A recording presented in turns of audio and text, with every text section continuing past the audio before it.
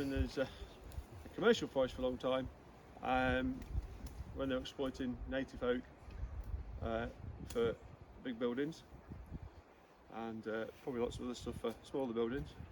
And this is part of the old forest that was preserved as a hunting forest, and the wall was put in. We'll walk past the wall. It was put in the during the Enlightenment, in the early end of the 18th century, early 19th century, it was converted to plantation. So one of the first plantations, around, precursor 100 years before the Forestry Commission even thought about existing, because there was a demand for timber, and there was in this whole area in Moray, Old Tyre Estate, the town, the borough of Forres itself, created massive amounts of. It was a boom in afforestation, a bit like maybe now, but only on this regional scale. So whilst there was remnant woodland about, and it was used for for general day-to-day use, the timber that had been exploited at Shaspay had sort of was running out. Everyone was going to America to go and find some more timber because they hadn't been managing it sustainably. And here they started planting big forests, and Christie Elite Nursery started. Well, Christie's nursery started, and that's 200 odd years old as well. So that's the sort of the historical context of where we're at here. So first rotation this was put in, it would have been Scots pine and Norway spruce. The Scots pine would have been probably seed collected, local seed collected, grown on a nursery and planted out, and probably grown on either Christie's or a nursery on the estate, and Norway spruce as well, and that was then replaced in about the 1850s by larch, predominantly. And the larch was all over the estate, and a European larch was put in all over the estate, and that got felled. That got put in about the 1920s during a sort of further improvement. This is post-war, so the Canadian Timber Corps had been in here because that's the sawmill where we're parked at, was a sawmill in 1914, 1916. And a camp just above us. So they were like taking all the timber they could for the war effort, bagging it all out, and then the next effort came in post First World War, when there was a seed kiln put in by the forester. A nursery expansion started on the estate, plus Christie's was there, and it went back to like, quick, let's plant all these trees we've just gone and felled for the war effort. And this got put into larch. And then that larch crop got felled, and this got put in. So this is a Douglas crop over larch, got replaced, and here we have it. So this is now a third generation crop on an ancient woodland site. Ouch. Yeah. The whole there's 250, well more than that, of ancient woodland site on here. If we were the Forestry Commission, we'd pause restoring this possibly, or doing an assessment for it to see if it was restorable. Because we're managing it as a continuous, well it's not, it's managed as just a regular thinning at the moment, but with maybe potential for doing some restoration, but I don't think we're going to go full restoration because it's not our management objectives on the site, and we'll talk about that, the objectives and how the different objectives and designations also compete, because we're also a designed landscape as well as being a pause site, because the landscape that was created during the Enlightenment 250 years ago. So yeah, so this site in particular, then you can see the ancient woodland, the native woodland type is a upland oak wood to me, and birch wood. I don't know if anyone else wants to. So we've given this Gareth, my predecessor, gave this a first thin, which is a regular thin, put a rack system in, and I came and thinned this 5 years ago, and with a view to crown thinning it, with a view to thinking about converting it, because it's a pause site and I didn't want to clear fell it in the end. So we tried to find frame trees in it, and this is our first effort at it. We didn't do brilliantly at it. We picked some horrors actually, and we put rings around them, white rings around them, and the harvesting contractor, who probably smoothed the way a little bit because he saw that there weren't all those the best trees. He was given instruction, if there was a really good tree, to take 2 trees around it to try and give it a bit of a shake and try and get the rooting going and develop the crown. And so and he did that. So that's basically what we did. Is and he also took the wolves out. So anything of obviously bad form, he took out, and then any really good tree, he tried to take 2 around it, and then left the rest. And we ended up taking 75 cubic hectare out of it in that second thinning. It's growing quite a good yield class. It's 20, and it's, compare it to Sitka, because we're on a dry site and the rainfall's not high. The Sitka's, it's not really outdoing the Sitka here. The Sitka's a little bit better, but it's not. There's potential maybe to think about mixing that if we wanted to. And then obviously when he was round, if we found any birch trees or anything that was interesting, we left them and thinned around those as well, with a nod to the ancient woodland. So there we are. So, but the important thing is in the thinning is it's like all thinnings, is the machine and the operator. And we delayed thinnings for this for 18 months because we didn't have the right machine. And we didn't have to be like that, like contractor. And when we approached the contractor to start doing some work, because he was sat on a tiger cat doing clearfell, hating it. He'd been a thinning contractor for all his days. He'd been a hand cutter for lots of time, and he loved thinning. And he got a big enough program. We've definitely got a big enough program to play about with. We could give him pretty much full-time work within the different ownerships within the estate and the different areas of the estate. And because we gave him that guarantee of work, and he could see what we were doing, and he was really keen, he bought the right machine for the job. So we had the 2 things. We had a skilled operator that really wanted to do it, and we gave him a shopping list for the machine, which he bought. It's his own machine, but we said right, and we took a lot of time in choosing the right harvester and forwarder. He's changed since, but he's changed better. So we went back and got an old 820 in here, which is a little, which back in the day was a huge monster of a machine, but now a little baby of a machine. So, and now he's changed. Now he's driving his forwarder is a Gremo 750, which is, the stats on it are 11 ton empty, 7 ton load, so 18 ton gross weight, sat on the same tyre configuration as a forwarder that is 25 ton, which is called a 10 ton forwarder because it takes a 10 ton load. Yeah, it weighs 25, 27 tons sometimes.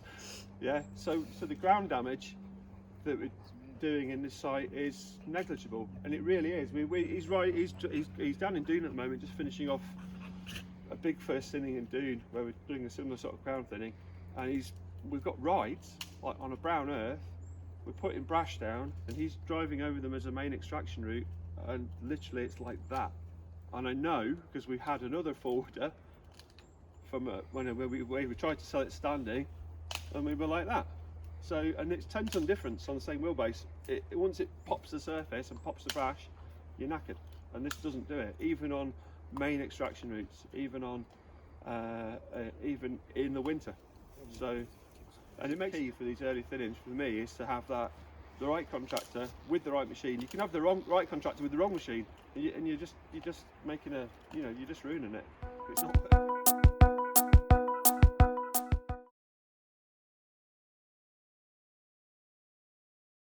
Comes in, I spent a few days on Darnaway, the last couple of days on Darnaway, and I've seen lots and lots of beech.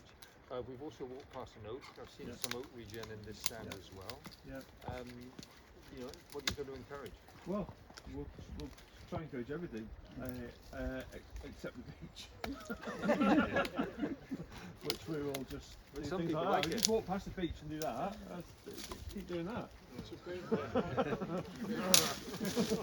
And this- Also anti-beach. I'm not anti-beach. Just you wait. We'll have a look. We'll continue walking on. You'll just see how much we've got. So I think you can see from the foresight we've got a few birch in the crop here and a few here, and we've made a good go at we thinned around them in the previous intervention in the second thinning, and we'll probably do this. Well, we'll do the same again in the next intervention. And also looking at this crop here, there's structures. You can see the crown structures starting to differentiate, and some of the trees are getting bigger, and I think someone was saying for a 34-year-old crop it's not doing badly, but some of the trees are starting to motor now. They're really, because the crown's there and they're going thank you very much. So there's a bit of, in this next thinning we probably keep some of these little trees that are about and just try and take some of the bigger uglies out again. How realistic is this keep it up? How am we going to keep the bench? Just thinning around it. You're going to end up with some pretty big gaps. Is how you have to Don't mind. Don't mind. How old does it stand again? 34. 34, okay. Yeah. There's still life on the village. Yeah. Right. That was the forest, and this was the farmland. And Paul's map, ancient woodland map, actually it does tie in with this walk. So it is accurate because there's a bloody wall there. So that's Paul's in this, isn't it? yeah. So there you go. But we obviously, in the great scheme of things, we have had tree planting.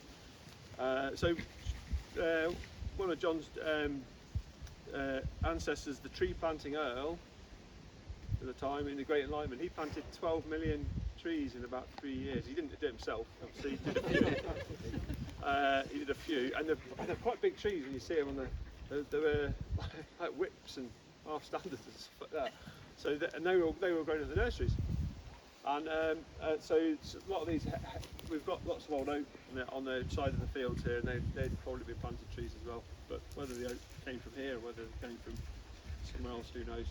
But this here is German seed, and we've got this isn't a registered seed stand, but there's another seed stand just above where we parked, which is a registered seed stand, same seed I think. And we just started tilling this last year when we're not finished yet, which is just a bit to dive into with the contractors when we had some spare time, because they were busy doing other beech stuff that we'll look at later on in today. A lot of this beech here, the origin's that. Alright, So is the seed stand for the back? the seed stand is German, but I'm not, and it's 19.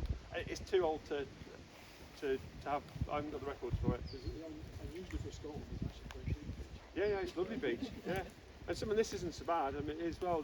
But this beech here is probably the progeny from these big ones that got put in. Great Enlightenment. Let's build it. We've got a castle here. We've just done the castle up. Let's landscape it, and this is the landscaping. So this here is ancient woodland site, but it's also a designed historic landscape and garden, which mentions the beach and how pretty it is. Yeah. Boom. So a bit of a policy loggerhead there, really, over time, and what we do with that.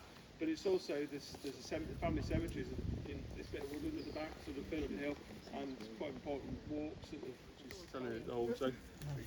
So yeah, we just halo thinned a beach around this because this is starting to get impacted on them, and then we've got sycamore piling in as well, which we're just going to keep managing thinning really. But culturally, again, just behind there is the walled garden and the sort of grounds, and by the castles, sort of a kilometre over there, and it starts to get mowed as a garden not far from here. And these walks are part of the constitutional. Can we take a few seeds? Yeah, crack on. No, we're trying. Yeah, so cool, isn't it? Yeah, we haven't talked about deer yet and tree protection. Everyone see the deer couch that was just there? We just walked through it. There's no road here, it's just sat there. Just sat there some winter, and it's warming itself up at the night probably. So this is, we talked before about this aesthetics. This is the Captain's Walk, isn't it, John?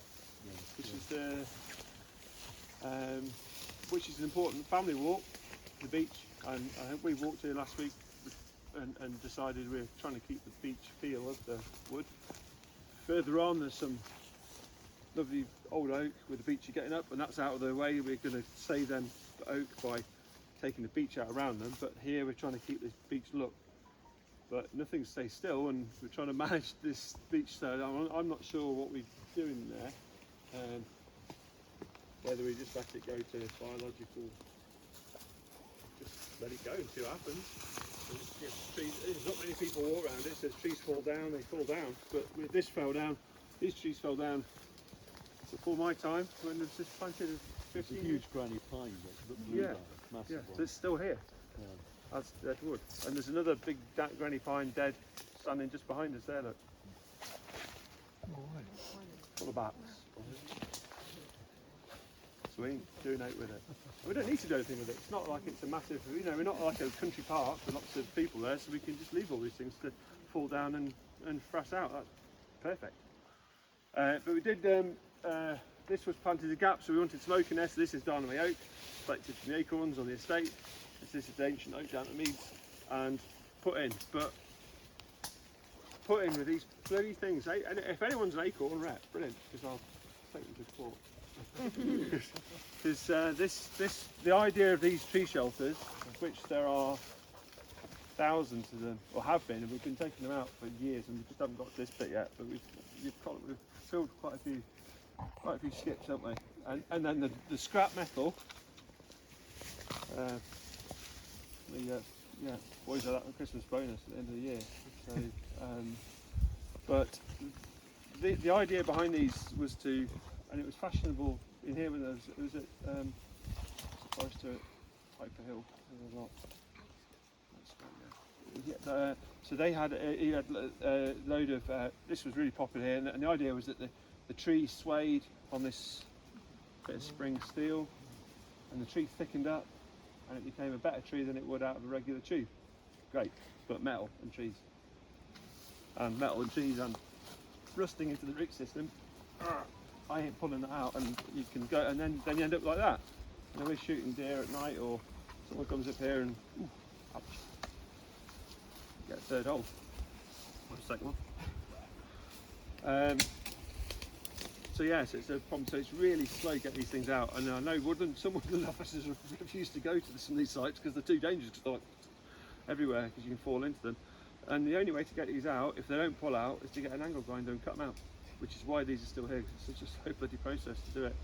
So that's just talking about trying to work out how to do deer control on a site like this. So next door to us here, we've got just up the hill, over there is thicket stage, larch, Scottish pine mix. Could be the ultimate death mix, that one. With Dothrostroman larch and nothing, Dothrostroman the Scottish pine, and nothing in the larch at the moment. But deer control's tricky on these sites, and what should we have done? Should we have put a wee fence up or compounds in? We're going to look at some deer protection later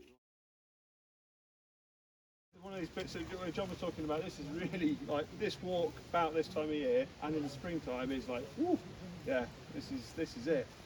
But how do we sustain it, and how do we stop it going declining? As in the view, so we've got the challenges of the beech here. Is we've got these big old veteran beech which are giving us lots of stunning dead wood and dead snags and stuff like that, which we're totally happy with, because it's a low maintenance wood, relatively low use wood. So from a tree risk point of view, I'm alright with that. Are you inclined at all to introduce novel beech species? Nope, we've got enough beech.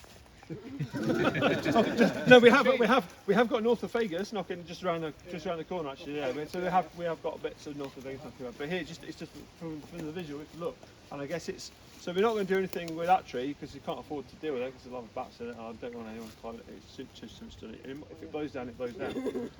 And then that tree's quite important. And that, you know, you think, right, okay, but I want to develop. I want that beech there to come through to be this in 100 years.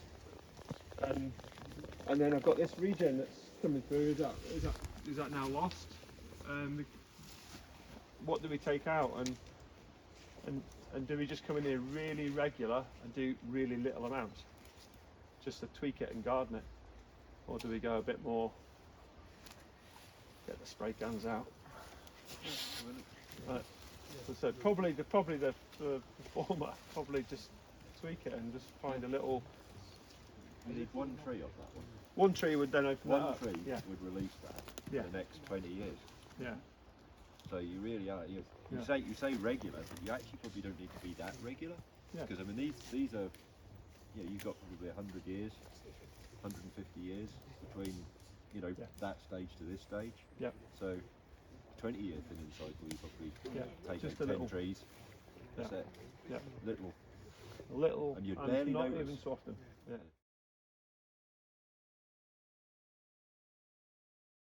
It's just. Well, we were about to thin it, I think, last time, and we did thin it. And then we ended up felling the Scots pine stand next to it. So we had Scots pine in that, but that's a clear fell just behind us. That's not far from where we parked, actually. And we had Scots pine overstory with masses of Western hemlock. I didn't want any more Western hemlock. I didn't want it going over their way. So we felled the it's like a bit of a lozenge shape of Scots pine. Planted it, little seed in with everything else, including this probably, and we'll just have to manage it as it comes in. So, but it's nice tree.